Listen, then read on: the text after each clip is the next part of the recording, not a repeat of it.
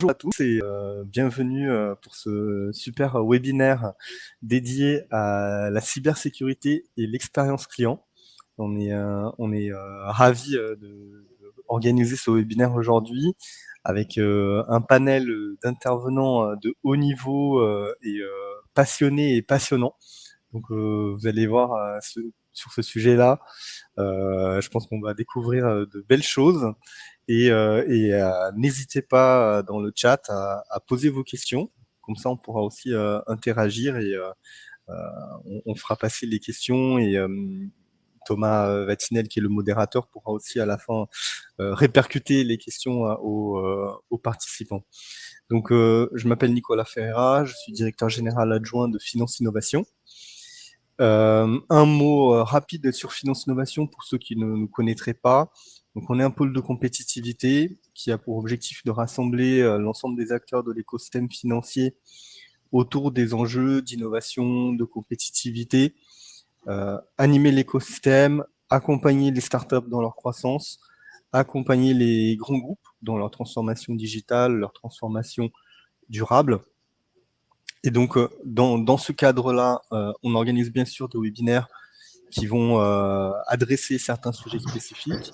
On organise aussi des grands événements qui sont soit autour de nos 7 filières stratégiques qui sont indiquées là, soit sur des sujets spécifiques, hein, comme c'est le cas aujourd'hui. Ce webinaire, c'est un peu un teaser pour l'événement Cyber Day qui aura lieu le 23 mars. Donc j'ai rajouté, voilà, je me suis connecté à la page de l'événement. C'est un événement sur une journée complète qui aura lieu au campus cyber. N'hésitez pas à aller regarder cet événement, la page, le site web, donc finance-innovation.com/cyber-day. Vous allez découvrir tout le programme, les intervenants, tous nos partenaires. Et aujourd'hui, on a Via Link et Crédit Agricole qui participent à ce webinaire aujourd'hui et qui sont partenaires également du Cyber Day. Donc je les remercie parce que c'est vraiment grâce à nos partenaires qu'on peut organiser de beaux événements. Je ne vais pas m'éternaliser plus longtemps parce qu'on a un panel intense et de très haut niveau. Ils vont se présenter, on a Hervé Bonazzi qui est le CEO d'Archipel, Gilles Delisle qui est le grand expert cyber et IT chez Crédit Agricole, qui fait le lien aussi avec le campus cyber. Pierre Ayot, qui est directeur projet et relations SI chez Suravenir, et Thomas Vatinel, directeur marketing KYC et signature électronique de Via Link, et que je remercie. Et j'ai participé à la session préparatoire et on va avoir des débats passionnants. Donc je m'arrête là et peut-être Thomas, je te passe la parole pour que tu assures la suite. Merci beaucoup Nicolas. Alors juste, on a perdu Pierre dans le panel. Je pense qu'il a un petit problème de connexion, mais il devrait pas trop tarder à revenir, je l'espère du moins.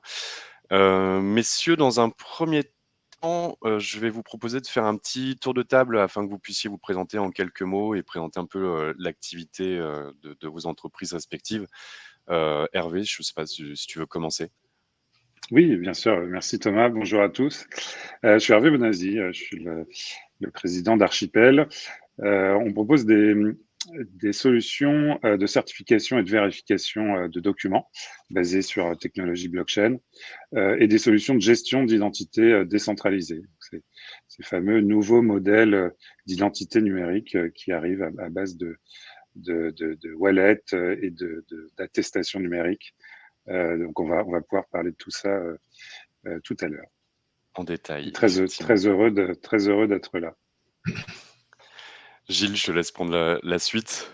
Oui, Gilles Delisle, bonjour et merci d'assister à ce webinaire. 14 ans, 6 au groupe Crédit Agricole. Crédit Agricole, on connaît tous l'agence Crédit Agricole, aussi bien dans les grandes villes que dans les petites communes. C'est aussi Amundi, le Crédit Agricole, c'est aussi la banque d'affaires, présente dans tout ça dans 40 pays. LCL est une filiale du groupe Crédit Agricole, donc quelque chose dont il a fallu gérer l'équilibre sécuritaire pendant toutes ces années. Et évidemment, les questions de parcours client ont été au centre de nombreux débats. Donc l'idée, c'est de partager cette expérience.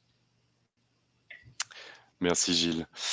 On va espérer que Pierre arrive à un moment donné à se reconnecter, à nous rejoindre. En attendant, donc moi, Thomas Vatinel, de la société Vialink, on est aussi un éditeur de logiciels qui vise à digitaliser et automatiser l'ensemble des entrées en relation dans le monde bancaire et assurantiel. On travaille aussi avec d'autres secteurs d'activité comme l'immobilier, les sociétés d'intérim et autres.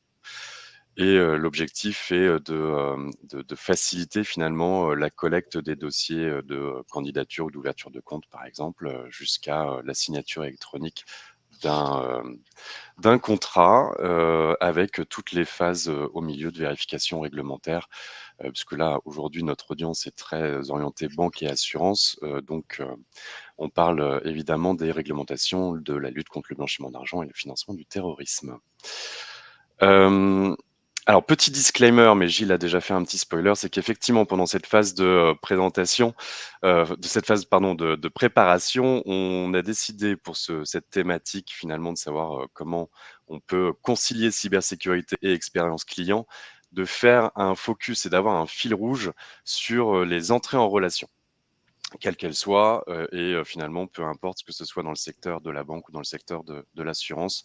Donc, on va parler ouverture de compte, souscription à un crédit, souscription à une assurance et ce genre de choses. Le format de ce webinaire sera plutôt sur un format table ronde. Il n'y aura pas tellement, voire plus du tout de slides. Et l'objectif est bien de générer une conversation et un débat entre nous.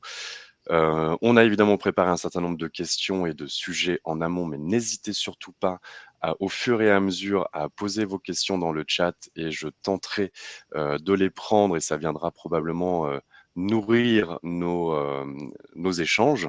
Donc, toutes les questions sont bonnes à poser. N'hésitez pas là-dessus. Nicolas, je crois que tu veux dire quelque chose. Oui, juste un mot. Donc, je viens d'avoir Pierre au téléphone. Il avait un petit souci avec son ordi, donc il se connecte avec son téléphone.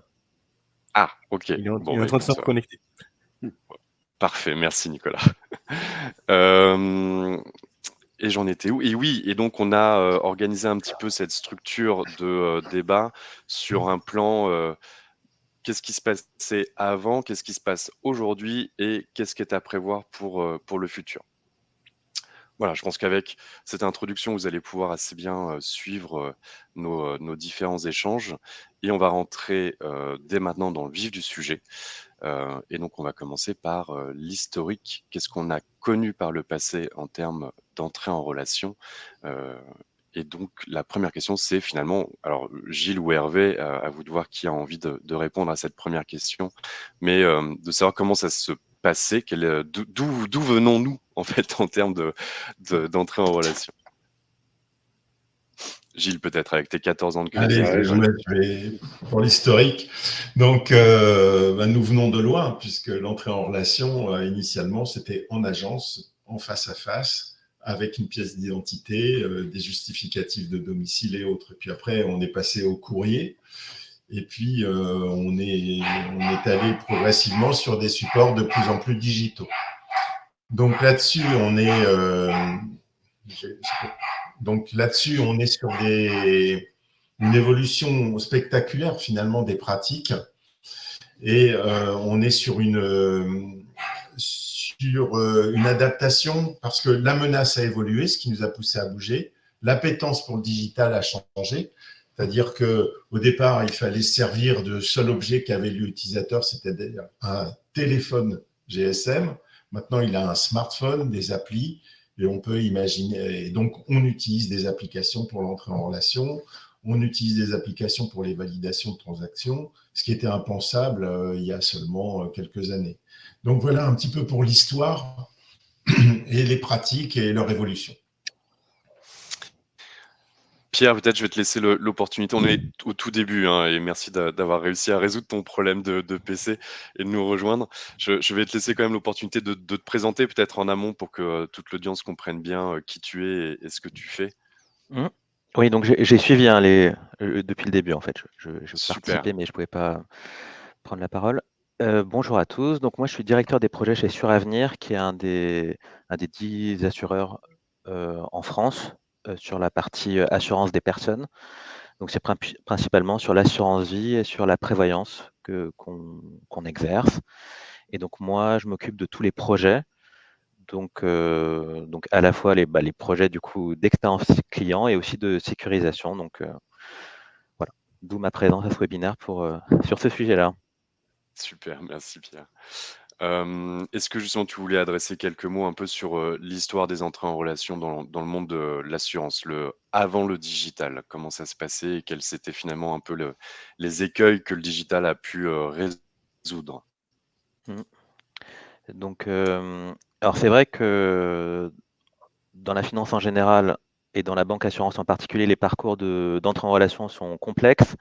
Je pense que l'assurance vie, c'est un peu le summum de la complexité en termes de parcours et d'expérience client, pour plein de bonnes raisons, hein, puisqu'on doit bien connaître son client avant d'entrer en relation et être bien sûr qu'on lui propose une allocation qui est conforme effectivement au risque qu'il est prêt à prendre et à son profil. Donc on a effectivement des parcours très, très complexes en termes de nombre d'étapes.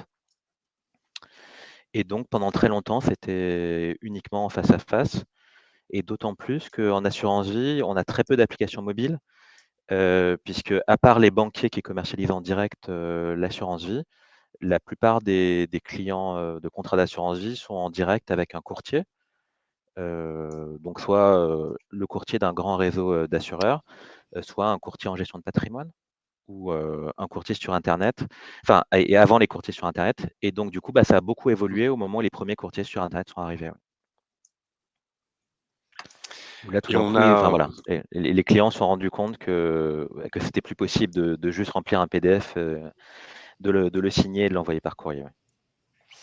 et du coup finalement, est-ce que ça a permis un peu de démocratiser l'accès aux assurances vie ou aux autres types d'assurances à l'ensemble de la Oui, population? donc nous, c'est une forte conviction chez nous, hein, puisqu'on a été parmi les 2 premiers assureurs à digitaliser nos parcours, notamment d'entrer en relation au tout début des années 2000. Et effectivement, ça a permis de rendre des offres de banque privée accessibles à des particuliers, puisqu'en fait, aujourd'hui sur Internet, les clients peuvent se renseigner sur les unités de compte, peuvent se faire leur propre opinion. Et du coup, ça permet de mixer le meilleur des deux mondes entre une expertise qui est à la fois présente de façon documentaire, l'accès possible à un courtier si on a des questions, et le fait de pouvoir rapidement faire cette entrée en relation à distance sans se déplacer, prendre un rendez-vous, ainsi de suite. Ouais. Finalement, on l'a tous un peu connu en amont, cette problématique post-digital, de devoir gérer un peu tout son petit dossier en papier, d'apporter ça en agence et évidemment d'aller sur un moment où l'agence était ouverte et où nous étions disponibles aussi, parce qu'a priori on travaille tous. C'est un peu un autre des écueils que le digital a réussi à résoudre et on va rentrer après dans ce détail-là. Il y a une autre question que je m'étais notée, il me semble que c'est toi Gilles qui en avait parlé de ce changement un petit peu de paradigme à un moment donné, où finalement à l'origine il était assez facile de pouvoir s'assurer, on va dire, de l'identité de quelqu'un par rapport à une adresse postale. Et puis ensuite, on est passé par les emails et finalement, on serait arrivé sur le numéro de téléphone. Ou non, plutôt l'inverse. Enfin bref, je me souviens plus exactement, mais je voulais te redonner la parole là-dessus parce que pour moi, c'était quand même un des changements majeurs qui permet de pouvoir un peu illustrer d'où on vient sur cette thématique. En fait, la thématique, c'est quand même l'excellence du parcours client. Est-ce que c'est En moi fait, qui ai un problème d'internet ou on est-ce que c'est est parce que capable de prendre des assurances sur l'identité d'un client par toute une chaîne en fait de traitement. C'est-à-dire que bien sûr, il y a ce qui apparaît de manière flagrante, son identité supposée, son login et ainsi de suite. Mais on est capable d'avoir toute une sécurité non apparente qui va analyser son contexte technique, le contexte de voilà, donc quelqu'un qui fait une entrée en relation depuis un pays où une IP est réputée être problématique va avoir plus de pièces à fournir que celui qui fait ça depuis une IP qui coïncide avec son domicile. Et donc, on est capable de plus en plus d'intégrer des maillons de sécurité. L'idée n'étant pas d'imposer quelque chose de très lourd à chaque étape, mais la somme de tous ces maillons fait qu'on a une bonne appréciation, un bon score de confiance quant à l'identité de la personne et tant au moment de l'entrée en relation qu'au moment de valider des opérations, des transactions ou souscrire à des offres additionnelles par rapport au contrat de base. Donc ça, c'est quelque chose qu'il faut avoir en tête. On est sur des chaînes de traitement. Ça a beaucoup changé, alors qu'avant, il y avait une porte d'entrée qu'on espérait blinder et qui était très obstructive et finalement très peu d'assurance en continu. Maintenant, l'analyse de la situation, elle est continue et elle est souvent invisible de l'utilisateur. Et c'est dans son intérêt, évidemment, puisqu'il s'agit quand même d'éviter à nos clients de subir des fraudes par usurpation d'identité. Alors, parfait, ça me fait en sorte une transition aussi. Donc, on a suffisamment parlé du passé. On va passer maintenant, on va venir maintenant à parler du présent. On a fait quelques ponts déjà dans nos différentes réponses. Qu'est-ce qui aujourd'hui, côté éventuellement, un peu tout le monde, parce que Hervé, tu peux aussi nous parler de tes cas clients, par exemple, et des choses que tu as pu mettre en place chez certains de tes clients ou partenaires et autres. Qu'est-ce qui aujourd'hui fonctionne très concrètement en termes d'expérience client et toujours avec ce prisme quand même cybersécurité de façon à quand même répondre à l'énoncé du webinaire d'origine? Oui, alors Hervé, peut-être, peut-être. Alors, en effet, les parcours se sont digitalisés, et en particulier avec le Covid. Hein, on a tous vu que pour assurer une continuité d'activité, notamment dans le secteur financier, où on pouvait plus se déplacer en agence, il a fallu en effet pallier à ça et résoudre cette problématique de pouvoir toujours souscrire à des services sans se déplacer.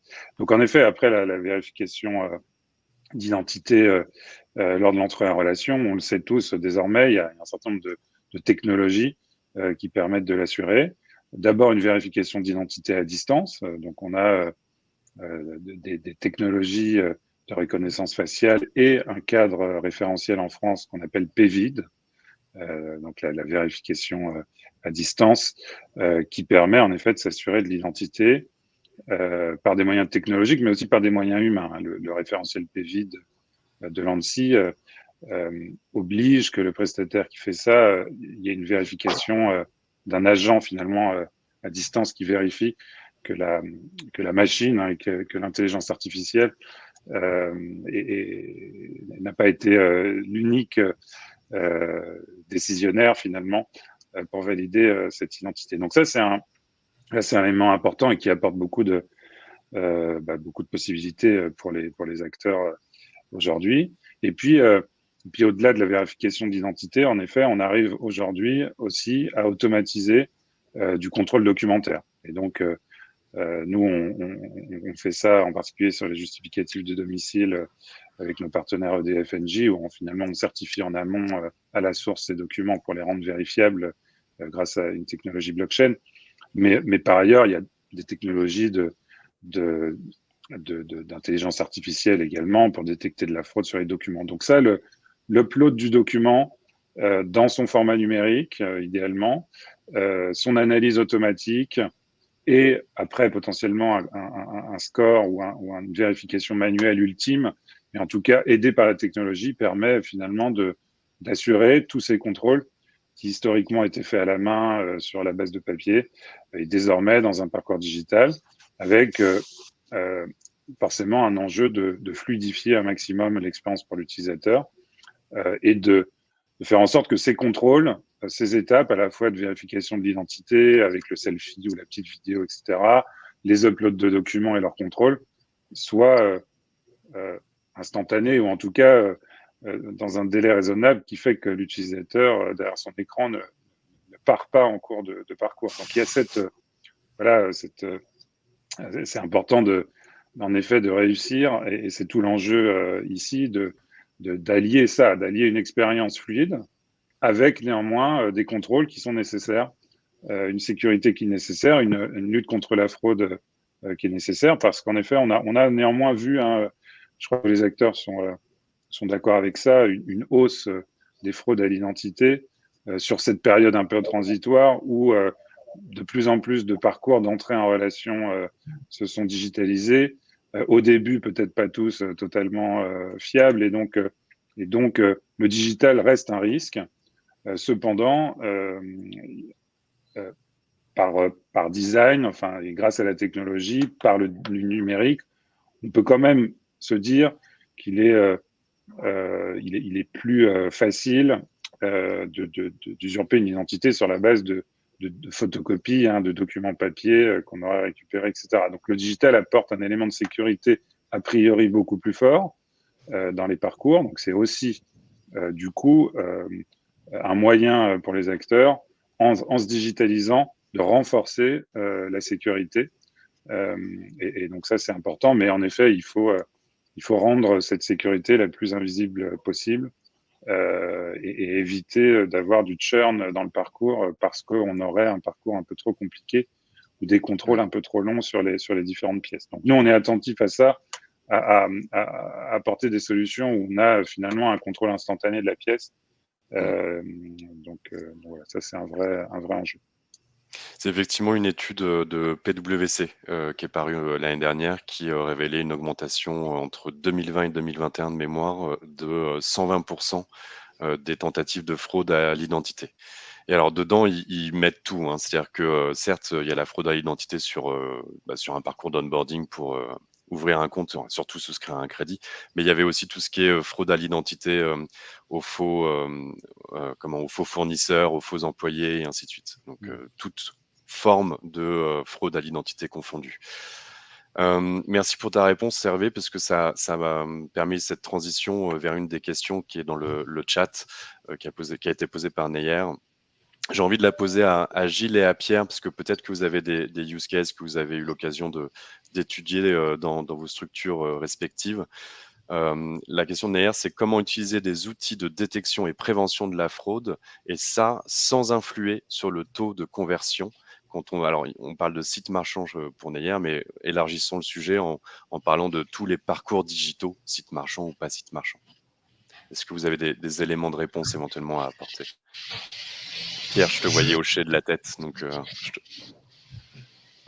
donne. On va griller la priorité à Gilles.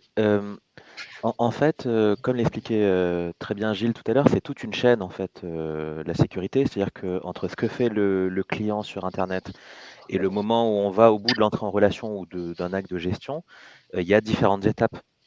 Donc on peut très bien faire des contrôles très poussés, même avec de l'intelligence artificielle, qui sont en arrière et que du coup le client ne subit pas. Donc ça veut dire que très bien, si le client se connecte avec une IP qui nous inquiète, si nous, pour ce qui nous concerne, on est très sensible aux sorties de fonds. Donc si par exemple c'est un changement d'IBAN, si on change d'IBAN pour une banque d'un pays lointain, c'est autant de signaux qui doivent nous amener à peut-être interrompre le flux, là où pour la plupart des clients qui sont dans une situation sécurisée, ils ne verront pas le contrôle ou l'intelligence artificielle qui tourne en arrière-plan. Super. Gilles, est-ce que... Voilà. Vas-y. Pardon. Non, mais si tu voulais compléter, vas-y Pierre, n'hésite pas. Oui, non, et ce que j'allais dire, c'est que la dernière étape, donc là je parlais des traitements en arrière-plan, et après il y a souvent un gestionnaire ou quelqu'un qui va contrôler, un humain qui va contrôler à la dernière étape, et là aussi on peut avoir des outils d'aide à la détection ou qui peuvent l'assister dans la dernière validation avant un acte important. Voilà. Oui, merci. Gilles, est-ce que tu veux compléter ou... Oui, bien sûr. Je pense qu'il faut vraiment prendre les choses dans l'ensemble. C'est-à-dire que vous avez par exemple, la validation d'identité carte bancaire dans les sites marchands. Ça a été quelque chose qui, au tout début, beaucoup de sites marchands ont dit moi, je préfère de la fraude que perdre des clients en cours de parcours. Et ce qui s'est passé, Donc, vous payez avec votre carte bancaire et puis à un moment donné, le site marchand débranche sur l'authentification en ligne faite par votre banque elle-même. Et c'est amusant parce qu'au début, les sites marchands n'en voulaient pas. Ça a été très dur de les convaincre parce qu'ils avaient le sentiment de perdre des clients au moment de la confirmation du paiement par la banque. Et puis, les mentalités changent et on a vu pas mal de clients s'étonner qu'il n'y ait pas de vérification et trouver bizarre qu'on puisse tirer sur leur carte bancaire sans qu'il y ait eu… voilà. Et donc, finalement, ça évolue. Et la question, elle est tout à fait pertinente, mais ce n'est pas statique. C'est-à-dire que la perception de la sécurité évolue et on voit aussi, il faut prendre un petit peu la contraposée de ce qui est dit par Neyar Mehmi, c'est qu'une sécurité qui ne se voit pas, ça inquiète aussi. Et ça peut aller à finalement dire non, mais là, je ne vais pas sur ce site puisqu'il n'y a même pas de vérification de mon identité par mon banquier. Je ne sais pas ce qu'ils vont faire de mon numéro de carte. Voilà. Donc, il y a une éducation qui apparaît au sein de la population. Et maintenant, les gens veulent aller sur des sites qui affichent une certaine sécurité. Donc, il y a un dosage. Et puis, le message que j'aimerais passer, c'est que ce dosage, il n'est pas figé. C'est-à-dire qu'il évolue. On le voit, on sait de plus en plus faire des sécurités complètement invisibles. D'ailleurs, quand on fait de l'analyse de contexte, cette sécurité ne se voit pas du client. Mais s'il y avait, je pense que s'il n'y avait que de la sécurité invisible, les gens peut-être fuiraient certains sites marchands aussi ou certaines solutions bancaires ou assurantielles. Donc, c'est vraiment important de voir ça sous l'angle de la dynamique et de la réceptivité des individus à une sécurité qui serait totalement invisible. Ok, mais alors du coup, c'est quoi le bon mix? Demain, j'ouvre mon établissement financier. Je souhaite proposer des assurances vie ou autres, enfin assurance vie, crédit et autres. J'entends et je comprends effectivement que mes futurs clients ont besoin d'être rassurés, de voir qu'il y a une forme de sécurité. Mais par contre, donc on est bien sur ce thème cybersécurité, d'autant que la population est de plus en plus quand même informés des risques qu'ils peuvent encourir s'il y a un manque de sécurité. Néanmoins, je pense qu'on arrive à un moment donné où on a tous, de façon globale, de moins en moins de patience. On a tous ces freins et ces irritants de il faut encore que je prenne ma carte d'identité en photo, machin. Il faut que je retrouve mes papiers. Il faut que j'arrive à me connecter au site des impôts pour ressortir mon relevé d'impôt de l'année passée parce que je dois justifier de mes revenus quand je souscris un crédit. Je dois faire toutes ces choses-là et tout ça, c'est des irritants parce que ça prend du temps, parce que personne n'aime faire de l'administratif. Et pour autant, tout le monde a envie de faire des transactions sécurisées parce qu'on a tous conscience aujourd'hui que c'est un peu trop facile de se faire voler son identité et qu'on n'a pas envie de ça parce qu'en plus, pareil, toujours chez PwC, il nous disait que quelqu'un qui se fait voler son identité le découvre 10 à 20 ans plus tard. Donc, c'est un petit peu embêtant quand même. Alors, c'est quoi le bon mix? Comment je fais pour réussir à rassurer mes futurs clients tout en étant certain, moi, en tant qu'acteur financier, d'être en conformité, de protéger mes futurs clients sur les risques cyber qu'ils peuvent rencontrer?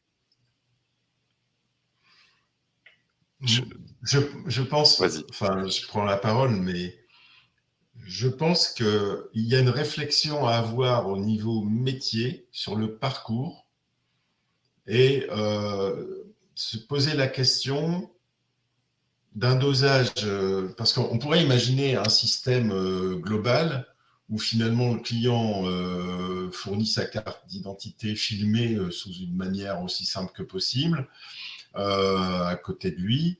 Et puis ensuite, on va interroger le ministère des Finances sur la situation fiscale de l'intéressé, on va interroger le fournisseur d'électricité et ainsi de suite. Bon, on pourrait très bien imaginer quelque chose qui se voit quasiment plus. Et je pense que quelque part, il y a une analyse à faire de qu'est-ce qui est le mieux et le moins bien perçu en matière de sécurité, laisser en apparent ce que le client veut quand même ressentir ou le prospect veut ressentir en termes de sécurité, et puis voir comment on adoucit, on évite les irritants les plus forts. Et je pense que c'est une réflexion active qu'il faut mener au moment de concevoir le produit avec des partenaires comme les sociétés qui sont représentées ici. Et puis, il faut aussi mettre en place une veille pour détecter le fait que les choses changent. C'est-à-dire que supposons qu'il y ait des campagnes d'attaque très réussies et très médiatisées, et là, les gens qui acceptaient un système apparemment léger vont se dire, mais comment se fait-il que mon assurance ou ma banque ne me demande pas plus quand je fais un virement de 3 000 €? Et là, on pourrait très bien avoir une réflexion métier qui consiste à dire, je vais réactiver des contrôles visibles juste pour rassurer. Et je pense qu'on doit intégrer vraiment cette réflexion sécuritaire à une vision métier avec des potentiomètres qu'on fait bouger en fonction de la réaction des clients et des prospects sur les réseaux sociaux, en fonction de l'actualité, en fonction de l'évolution de la menace. Donc, un système vivant, finalement, et toujours bien dosé. Et on peut faire participer, je pense, des clients à ce dosage, en disant, et si je réactivais ça, qu'est-ce que vous en penseriez? Enfin, voilà, quelque chose de très interactif. On est quand même un peu dans le domaine du futur, c'est-à-dire tout est faisable, mais la démarche, elle reste encore à banaliser. Ça marche, merci Gilles. Pierre, est-ce que tu as envie de partager un avis, une conviction sur ce sujet-là?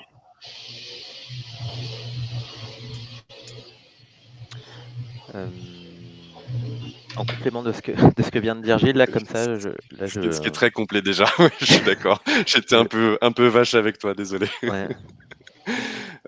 Hervé, toujours dans ce cas de figure, donc je suis un futur acteur financier. J'ai cette problématique qui est de bien sécuriser ses entrées en relation et de le faire savoir à mes futurs clients pour qu'ils soient rassurés. Et en même temps, je sais qu'ils sont tous extrêmement impatients. Quel techno, quel sujet, enfin voilà, comment tu pourrais, toi, chez Archipel, me venir en aide à ce moment-là?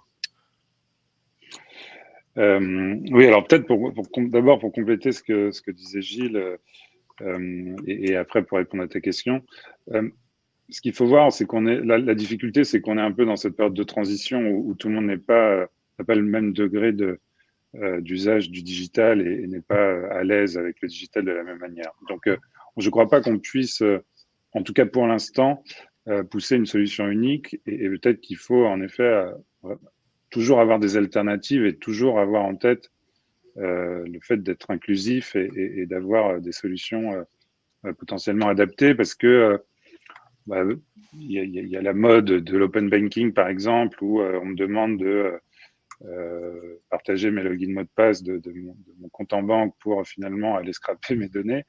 Peut-être que j'ai pas envie de faire ça, mais j'ai quand même envie de souscrire à ce service. Alors, quelle est mon alternative, etc. Donc, c'est assez... je pense qu'il faut avoir ça en tête dans les parcours. En fait, c'est la multitude des technologies qui est peut-être un peu qui crée des technologies et des solutions d'accès à la donnée ou de récupération de données, de certification de données, de transmission d'informations. Donc aujourd'hui, on manque un petit peu de standards, je dirais. Et l'enjeu, ça va être de se diriger vers des solutions de plus en plus standards. Et avec le temps, on va arriver à converger parce que les générations, forcément, seront de plus en plus à l'aise et qu'on va pouvoir avoir des parcours un peu plus uniques. Mais il y a une vraie complexité sur ça. Donc après, pour répondre à ta question, en effet, pour rassurer, je pense que c'est de la communication, c'est de l'éducation.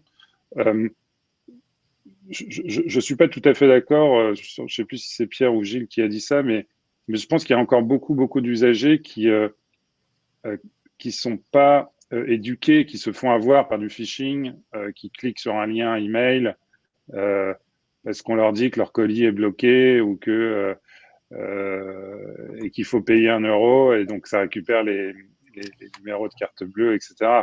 Donc en fait, il y a un vrai enjeu, je crois, d'éducation et de communication autour de la cybersécurité. Donc on parle cyber depuis là, c'est depuis quelques années maintenant. Ça parle pas à la population. Les gens ne savent pas ce que c'est. Et on a un vrai enjeu de formation finalement des usagers. Et c'est probablement le rôle des grandes plateformes, des grands services de peut-être en effet faire des parcours de plus en plus didactiques et d'expliquer peut-être parfois ce qu'il y a derrière, en fait, de ce qui se cache derrière et quelles sont les actions qu'on prend dans les différentes étapes du parcours, parce que probablement que ça intéresse aussi l'usager de savoir en effet que deviennent ces données, où partent ces données. Et je vois une question dans le chat, peut-être ça me permet de faire le lien, c'est oui, je prends en photo ma carte ou je scanne mes documents, je les transmets. Est-ce que je suis bien sûr que c'est la banque ou l'assureur qui les collecte? Qu'est-ce qu'il en fait? Où est-ce qu'il les stocke? Quelles mesures il prend en effet pour les protéger? Et ça, c'est extrêmement clé. Alors, je parlerai après du futur des technologies qui va permettre de minimiser ça et d'essayer de réduire ce qu'on transmet et d'essayer de réduire la surface d'attaque des données personnelles. Mais aujourd'hui, en effet, le régulateur exige, en particulier des acteurs des services financiers, de conserver tous ces documents, toutes ces preuves. Et aujourd'hui, en effet, enfin ces preuves entre guillemets, c'est aujourd'hui des documents pour la plupart encore, soit des scans de documents papier, soit en effet les documents numérisés que vous avez transmis qui sont conservés.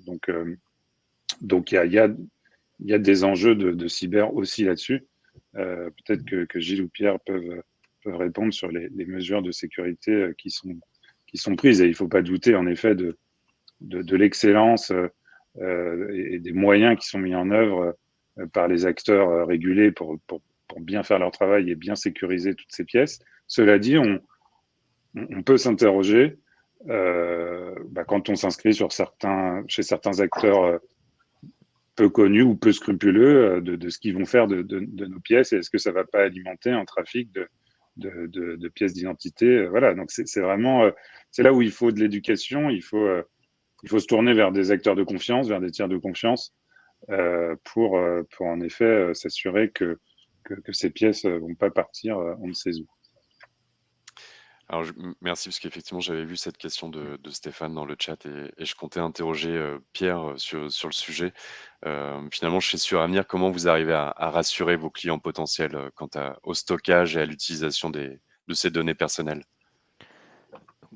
Donc en fait, effectivement, pendant longtemps, ce qui a rassuré les clients on va dire des groupes bancaires et d'assurance, c'était l'infrastructure physique. C'est-à-dire qu'effectivement, on rentrait pas dans une agence comme ça, il y avait la double porte, il y avait et là, de plus en plus, là, ces dernières années, qu'est-ce qu'on a fait? On a reproduit ça dans le monde informatique, en fait. Donc on a des exigences très fortes, puisque déjà, on est conscient que ce que les clients nous confient, c'est important. On n'est pas sur un abonnement téléphonique ou sur un abonnement à Netflix. On est vraiment peut-être sur les économies d'une vie, sur l'argent pour la retraite. C'est des choses qui ne peuvent pas disparaître comme ça du jour au lendemain. Donc, et nous, on en est conscient, et le gouvernement, c'est-à-dire l'ANSSI, en sont conscients aussi. C'est-à-dire ils nous ont clairement identifiés comme étant des organes soit d'importance vitale, soit de services essentiels, et ça s'accompagne en fait d'une forte surveillance des mesures de sécurité qu'on met en place pour assurer des process essentiels, c'est-à-dire que quelle que soit la crise ou les difficultés informatiques qu'on puisse rencontrer, il faut qu'on soit en mesure de fournir l'argent à nos clients en fait. Donc là, pour faire un zoom sur les documents, mais je voulais quand même donner ce contexte-là parce que pour moi, il est quand même important dans la discussion qu'on a. Et c'est pour ça que, et quand on parle d'expérience client, c'est un peu ce qu'on disait tout à l'heure. L'expérience client, qu'est-ce qui va faire la conversion? C'est effectivement aussi que le client soit rassuré et effectivement donner une carte d'identité ou fournir un avis d'imposition, c'est de moins en moins neutre. Alors effectivement, tous les clients ne font pas attention, mais aujourd'hui, on voit quand il y a un hôpital qui est attaqué, la première question maintenant qui est souvent posée par les journalistes, c'est qu'est-ce que vont faire les attaquants avec les données qu'ils ont récupérées en fait, et comment est-ce qu'ils vont s'en servir pour aller chercher des fraudes ailleurs. Donc là, nous, en termes de sécurité, en termes d'hébergement, en termes d'infrastructure, on a, en tout cas,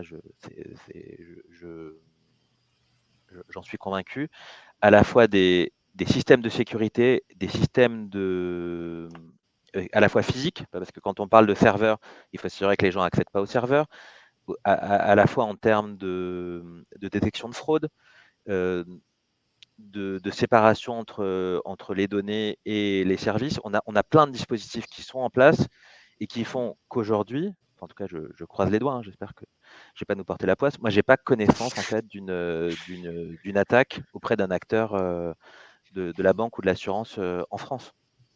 Ce qui est pas et c'est pas un hasard en fait. C'est que pour nous en termes d'investissement, c'est important. Moi, quand je regarde les projets qu'on a tous les ans dans les plans informatiques, une grosse part est dédiée à la protection du SI, au cloisonnement et au fait d'assurer que ces données elles restent bien protégées et qu'on est capable de continuer à assurer les opérations même en cas d'attaque massive en fait, quel que soit le type d'attaque. Top, merci Pierre.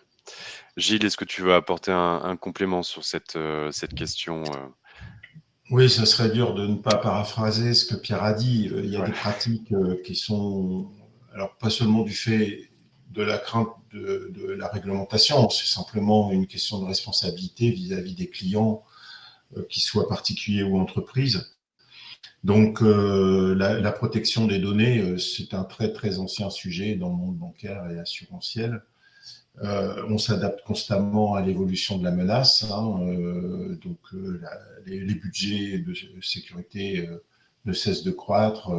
Les effectifs accordés à ces sujets ne cessent de croître. Et puis surtout, la gamme de ce qu'on déploie pour assurer la sécurité ne cesse de se développer. Avant, on avait une logique de coffre-fort. Maintenant, on a une logique de coffre-fort surveillé, c'est-à-dire que quand quelqu'un commence à s'approcher du système convoité, eh bien, là, ça déclenche des alertes. Et puis, il y a toute cette veille aussi sur comment font.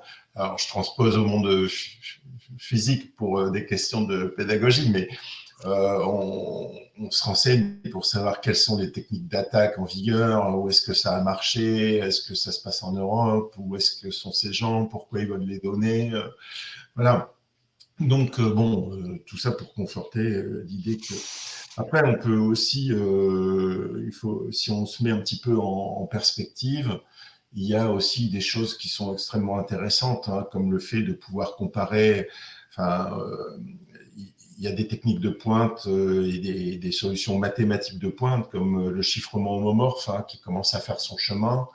C'est-à-dire qu'on rend les données irréversiblement chiffrées. C'est-à-dire qu'on compare des données chiffrées entre elles alors qu'on n'a pas les moyens de les déchiffrer. Donc, on rend, parce que le danger, c'est on stocke des données et on a toujours besoin, avec les technologies actuelles, de déchiffrer à un moment donné pour traiter. Et maintenant, on sait de mieux en mieux, on commence à voir beaucoup de solutions apparaître qui proposent un traitement sans déchiffrement. Et ça, c'est une énorme percée qui est embryonnaire pour l'instant, mais qui est extrêmement prometteuse. Et puis, j'ajouterais aussi un petit peu out of the box, la donnée la mieux protégée, c'est celle qui n'existe pas. Et donc, s'échanger des haches avec les opérateurs ou avec l'État, plutôt qu'échanger la pièce proprement dite, et ça va dans le sens de ce qu'on fait, ce que vous proposez sur le KYC et ainsi de suite. C'est-à-dire, il y a un degré supplémentaire, on ne sait plus la pièce qui circule, mais une description numérique de la pièce. Et là, du coup, les enjeux s'écroulent complètement, puisque cette représentation numérique n'a aucune valeur pour un attaquant. Et donc, il y a des nouvelles voies de la sécurité à explorer, à développer. On a un œil là-dessus et c'est très important. Voilà. Alors, c'est plutôt pour la partie back-end, là, pour le coup. Mais on voit que c'est un écosystème digital national, européen, qui est à développer, qui est en développement. Et on sait qu'on est... Enfin, l'Europe a pris un tournant en incitant ces nouvelles pratiques plutôt que en les suspectant d'être dangereuses. Donc, il y a une invitation quand même qui est importante à faire différemment dans les années qui viendront et où la donnée n'aura plus besoin de circuler en l'état, d'être stockée en l'état, de manière réversible parce qu'on aura un écosystème où on pourra attester de la réalité d'une pièce sans envoyer la pièce. Alors, avec ta réponse, Gilles, On a parlé de blockchain tout à l'heure, on a parlé de choses comme ça. Voilà. c'est bien, tu nous emmènes progressivement vers cette dernière partie du webinaire qui est et maintenant. Le futur, c'est quoi? Donc, on a bien compris le passé. De toute façon, on l'a tous plus ou moins vécu. Le présent, on est dedans. Mais maintenant, c'est quoi le futur? Je vois des questions notamment de Neyer et de Pierre dans le chat qui sont plutôt orientées sur ce futur de l'identité digitale et autres. On avait préparé un petit peu cette phase-là, et notamment avec toi, Hervé, avec cette question que je voulais volontairement un peu, comment dire, j'ai plus le mot, pardon, mais vous allez très vite comprendre quand je vais la formuler, cette question. Est-ce que finalement, le régulateur n'est pas une sorte de frein à toutes ces innovations? Et qu'est-ce que tu peux nous dire de ces innovations? Oui, alors pour répondre à ta question, bien sûr, c'est non, et c'est un peu l'inverse en Europe. Ce qui se passe aujourd'hui, c'est que le régulateur à l'échelle européenne, en particulier avec le règlement IDAS dans sa version 2 là, qui arrive, finalement pousse cette innovation vers un usage de l'identité numérique à l'échelle européenne. Donc on va un petit peu parler de ça. De quoi s'agit-il? Alors IDAS, c'est ce règlement sur les services de confiance numérique et d'identité numérique, hein, qui existe déjà depuis 2014, je crois, mais qui avait une portée limitée, ou en tout cas qui en Europe n'a pas réussi à créer ce cadre d'interopérabilité et de portabilité sur toute l'Europe. Avec IDAS 2, on va voir naître des portefeuilles numériques d'identité dans un standard européen. Et donc tous les États, à horizon 2024, donc ça va arriver vite, hein, cette nouvelle version du règlement est en cours de discussion au Parlement, avec un premier vote au Parlement, je crois, dès la semaine prochaine, et du coup une adoption suite aux négociations, au process législatif européen à la fin de cette année. Et suite à cette adoption, les États membres, tous les États membres en Europe ont 12 mois pour proposer aux citoyens et aux entreprises des solutions d'identité numérique basées sur ce standard. Et donc, de quoi s'agit-il? Il s'agit d'un portefeuille numérique dans lequel vont être stockées à la fois votre identité numérique, en effet, un dérivé d'une pièce nationale d'identité, et des attestations numériques. Donc, c'est bien ça la vraie nouveauté. Donc, c'est basé sur ces concepts qui viennent un peu du monde de la blockchain d'ailleurs. Hein. Les anglo-saxons appellent ça le self-sovereign identity, au sens je suis souverain de mes propres données personnelles et en particulier de mes données d'identité. Donc c'est le terme souverain, mais pas à la française, je dirais plutôt à l'anglo-saxonne sur la possession de ces données.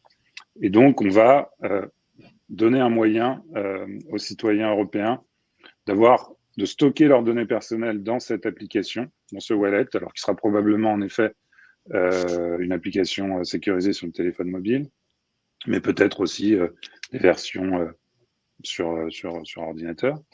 Et on va pouvoir garder le contrôle et ne transmettre en effet des informations que sous forme d'attestation numérique sécurisée pour en effet compléter l'identité numérique. Donc on va pouvoir, sur un parcours d'entrée en relation, utiliser cette application d'identité numérique à la fois pour prouver de son identité, donc l'équivalent de son état civil, mais aussi pour prouver tout un tas d'autres éléments, prouver de son adresse, prouver de son revenu, prouver, avoir une attestation d'assurance finalement dans ce wallet, prouver qu'on est assuré par ailleurs ou avoir le relevé de l'assureur précédent.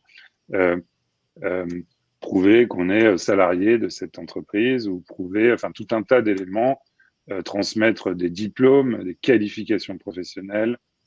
On peut tout imaginer, les cas d'usage sont multiples finalement, dès lors qu'on stocke dans ce portefeuille d'identité numérique tout un tas de données personnelles sous forme d'attestation. Et donc le vrai enjeu, c'est qu'on va avoir ce standard à l'échelle européenne, un standard technologique, qui va permettre non seulement de simplifier et de sécuriser les démarches dans son propre pays, mais aussi finalement d'effectuer ces mêmes démarches dans un autre pays en Europe de manière similaire. Donc on va avoir vraiment cette standardisation à l'échelle européenne des parcours d'entrée en relation, en tout cas des technologies de sécurisation via ces wallets d'identité.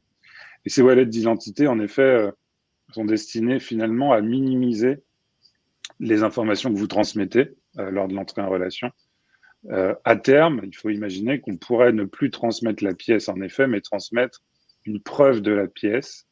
Donc c'est ces fameuses technologies dites zero knowledge proof. C'est transmettre la preuve d'une information, mais pas transmettre l'information elle-même. Donc ça va nécessiter aussi des changements réglementaires, probablement dans les règlements financiers, parce qu'il faudra, ce sera pas au début, que les banques, les assureurs puissent stocker des preuves numériques et plus les documents eux-mêmes. Donc, il y aura une transition. Mais en effet, on peut imaginer qu'on va très fortement réduire la surface d'exposition au hack de données personnelles, dès lors que finalement, ma donnée personnelle, elle est uniquement dans mon portefeuille d'identité, qui est un portefeuille cryptographique hautement sécurisé. Et finalement, je ne transmets plus mes données quand je m'inscris sur un site ou quand je souscris à un service. Je transmets des preuves de mes données. Donc petit à petit, et ça prendra des années, on va vraiment sécuriser Internet. On va réduire la transmission de données sensibles et on va néanmoins pouvoir délivrer des services instantanés, plus sécurisés, plus immédiats. On va pouvoir peut-être délivrer un crédit conso ou un paiement différé instantanément parce qu'on demande une preuve de revenu sans et juste on demande un seuil, par exemple, prouvez-moi que vous gagnez plus que tant et instantanément on va pouvoir gérer ce type de produits financiers. Donc ça va être vraiment une avancée phénoménale. Et cette portabilité finalement des données de KYC, de connaissance client, elle va être assurée par cet objet, ce wallet. Et finalement, c'est l'usager qu'on a la maîtrise et qui gère cette portabilité finalement et qui ne sera pas obligé de refaire tout le temps les mêmes démarches. Dès lors que vous aurez bien configuré ce wallet, fait l'onboarding dans ce wallet, mis les différentes pièces et preuves dans ce wallet, alors vous aurez fait la partie difficile.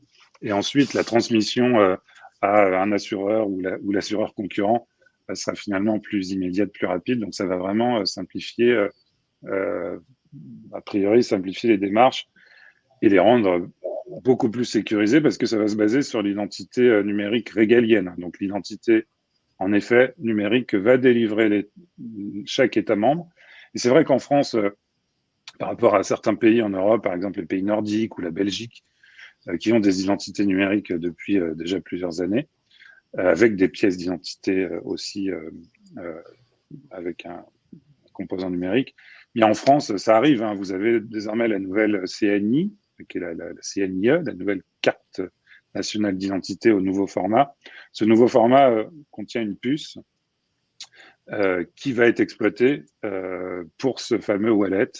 Et donc, en effet, la France va bientôt proposer. Alors, il y a une application là qui est déjà, mais qui est uniquement proposée en bêta aujourd'hui et qui est en cours de test. Mais cette application est l'embryon de ce futur wallet régalien où, en effet, on va pouvoir se baser sur une identité de niveau élevé, une identité numérique de niveau élevé. Ça veut dire qu'on va, en effet, dériver cette identité numérique depuis le titre physique lui-même, depuis cette puce dans la carte d'identité nationale. Donc ça, c'est une vraie avancée qui va en effet modifier les parcours d'entrée en relation des grands fournisseurs de services, en particulier les banquiers et les assureurs, qui vont devoir accepter ce moyen d'entrer en relation. Mais ils ont tout intérêt à l'accepter parce qu'il va être plus sécurisé que les autres. Il va apporter plus de simplicité, plus de sécurité. Donc, il va vraiment être au bénéfice de tous les acteurs, tant les usagers que les éditeurs de services, les fournisseurs de services. Donc, c'est une vraie avancée. Ça va changer notre relation avec toutes ces plateformes parce qu'il y aura ceux qui vont accepter ces wallets et ceux qui l'accepteront pas. Donc il y a cette couche d'identité qui manquait à Internet, parce qu'aujourd'hui, tous les systèmes d'ailleurs digitaux actuels sont un peu palliatifs. C'est OK, je fais un PVID où j'upload des documents, où je fais de l'API pour récupérer des données, etc. C'est palliatif au fait qu'il n'y a pas de couche de gestion de l'identité à Internet. On ne sait jamais avec qui on est connecté. Là, avec ces wallets, on va résoudre ça. Et donc, ça va tout changer. C'est un changement de paradigme très fort. Ça prendra du temps. Cela dit, en effet, et pour boucler sur ta question, c'est finalement le régulateur en Europe, la Commission européenne, qui va accélérer les choses parce qu'elle force l'adoption. Elle oblige les États membres à mettre en place ces wallets et elle oblige les éditeurs de services essentiels, notamment, et les grandes plateformes du numérique, donc aussi les GAFA, en tout cas les grands, ce qu'on appelle les grands acteurs du numérique, vont être obligés de l'accepter comme un moyen d'entrer en relation et un moyen d'authentification. Et donc, dès lors qu'on force ça, on va aussi probablement, grâce à ça, avoir de l'adoption. C'est-à-dire que la Commission européenne estime ou a l'ambition que 80% des Européens utiliseront ces fameux wallets à l'horizon 2030. C'est extrêmement ambitieux, mais dès lors qu'on force toutes les plateformes à l'accepter, on va faciliter l'adoption de ces wallets. Donc ça va être un vrai changement dans les années à venir. Il faut s'y préparer d'ores et déjà. Il faut regarder ces technologies. Il faut imaginer quels sont les parcours de demain. Et donc, c'est un vrai enjeu. Et nous, donc, avec Archipel, on participe à ça en utilisant la technologie blockchain notamment pour sécuriser ces échanges et avoir des registres de confiance, parce que tout ça est basé en effet sur de la certification d'informations et sur des registres et des listes de confiance. C'est bien, tu réponds en même temps à la question de Benjamin. Donc oui, une partie de la techno, ce sera bien de la blockchain. Ça répond plus largement à la question de Pierre, qui était de savoir est-ce que ce modèle pourrait se généraliser en France? Eh bien oui, voire même carrément, enfin c'est pas voire même, c'est sûr, ça va se généraliser en Europe. Donc ce sera bien plus large que notre territoire national. Et on arrive à la fin de ce webinaire, messieurs, puisqu'il est midi. Donc c'est passé très vite. Les débats et les échanges étaient très intéressants et passionnants. Donc merci à vous trois pour tout ça.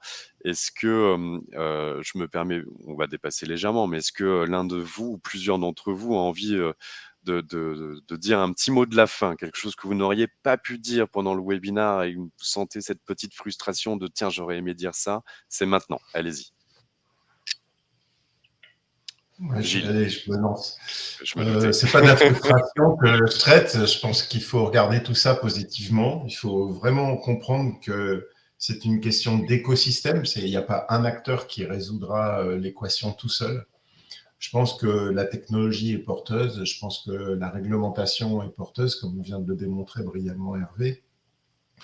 Et donc, il faut s'approprier ça. Il y aura une transition, mais on sait déjà qu'elle sera plus courte que les précédentes. Le SMS, il a tenu 10-15 ans. L'appui sur des apps s'est imposé en 2-3 ans. Et donc là, on parlait de 2030, il nous reste 7 ans pour nous adapter. Et j'ai aucun doute sur le fait que l'appropriation se fera. Il faudra juste que les gens soient mis à l'aise sur le fait que même si on ne voit plus rien parce que tout se fait par transaction sur des preuves de détention et ainsi de suite, il y a quand même une sécurité qui existe. Et donc, il y aura de la communication à faire et il y aura des gens à rassurer. Une forme de pédagogie. On y revient Mais il faut toujours. être positif. Ah bah, bien sûr.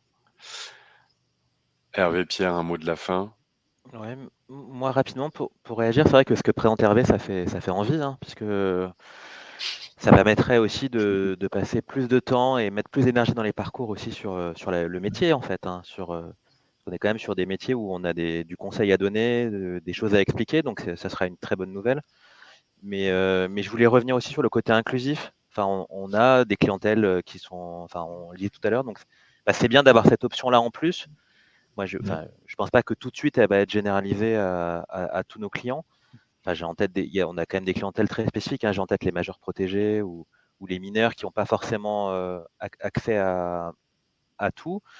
Et du coup, enfin, voilà. Moi, ça fait envie, mais voilà. Pour moi, ces deux messages-là, c'est de dire, du coup, ça va permettre de faire encore plus d'innovation pour expliquer le métier. Mais en parallèle, il faudra bien avoir en tête que c'est une solution, mais qu'il faudra bien en avoir d'autres à côté. Ouais.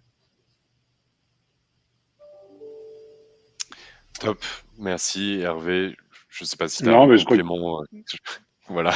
non, en Vas-y. effet, je crois que j'ai tout dit. Enfin, en tout cas, j'ai ouvert sur le futur juste avant, donc j'ai à peu près tout dit. En effet, ça va être un outil de plus au début.